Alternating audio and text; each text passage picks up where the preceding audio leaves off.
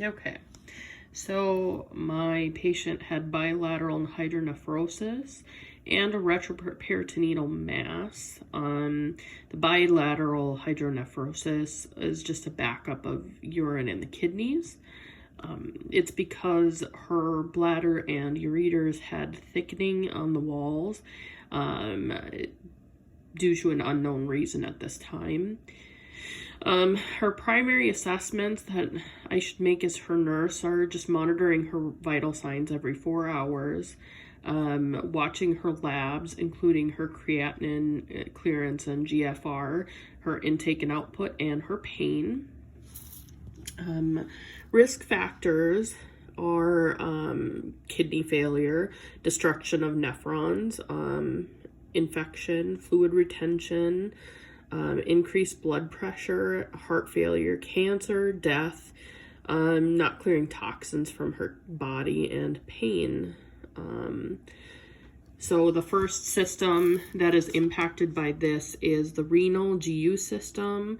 Her creatinine clearance is her creatinine in her blood is increasing steadily, November 1st, 2nd, and 3rd. It started coming back down on November 4th. Her GFR, which is that clearance, was dropping. It should be 60 mils per minute, but it was down to 22 mils per minute. But it is coming back up. It's not within that range, but she is stage 3 kidney failure, I believe. So that is possibly why we're seeing those low clearance numbers. She did have stents placed due to the thickening in her bladder and ureters, just to get that urine to come from her kidneys to her bladder. The urologist thought she was still retaining fluids in her bladder, so he had a Foley catheter placed. I also think it was placed just for accuracy and output measurements. But she was getting good intake and output readings. Her INOs for November 2nd to the 3rd was in was 1866 and out was 1350. And then November 3rd to the 4th, in 3525 and out 2100. I'm thinking maybe that 3525 might be a little off just because of the confusion in the evening regarding oral intake. But her clearance seemed to be better. They were doing gentle hydration via IV fluids. She was at 75 mils an hour of normal saline. It changed to 100 mils an hour of lactated ringers. Due to it has more electrolytes and just kind of helps with overall hydration and balance of those things. Plus, we were encouraging increase of intake in fluids. The patient did get herself bottled water because she was complaining about the taste of the water in the med room. And then that does say that the Foley was placed to calculate urine output. By November 4th, her creatinine clearance, or her creatinine and GFR were going back in the right direction. Her Foley was removed. The bleeding from the stent placement is done, and the urine is back to a yellow straw color. It doesn't have any abnormal smells, so I think she's getting back to where she was before. As far as her renal function, they were talking about discharging her on Thursday, just because that we were still waiting on the biopsy from her peritoneal mass to see if that was cancer, but she didn't need to be in the hospital to wait for that biopsy. The second that I thought was important was respiratory, just because the acid-base balance, because of the kidney function, and also because of the possible fluid backup in her system if she's not clearing the the urine or fluid that she's supposed to be out of her kidneys.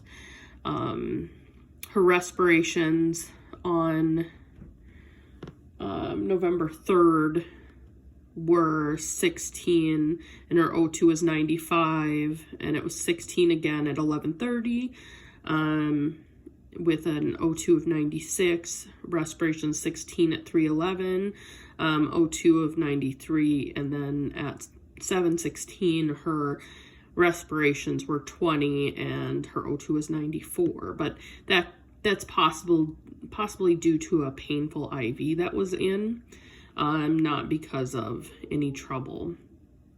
Her CO2 was a little low on the 3rd of November, but that could have been a one-off situation. She did have some diminished lung sounds in the evening, on Tuesday evening, but otherwise her lungs were clear with no crackles, so she doesn't have a backup of fluids yet. She did do some change in position and some deep breathing and ambulation. We encouraged increased fluid intake just to keep things moving, and thin mucus if it's there. And her respirations were within normal limits, but again, highest on Tuesday night due to the pain with her IV site. But overall, I think her respiratory system is doing just fine at this point in time. Then moving over to cardiovascular, her excuse me, her pulse and blood pressure is within normal limits. And as you can see there, it didn't change too much throughout the day. Her color is good. She's, a normal color. She's pink.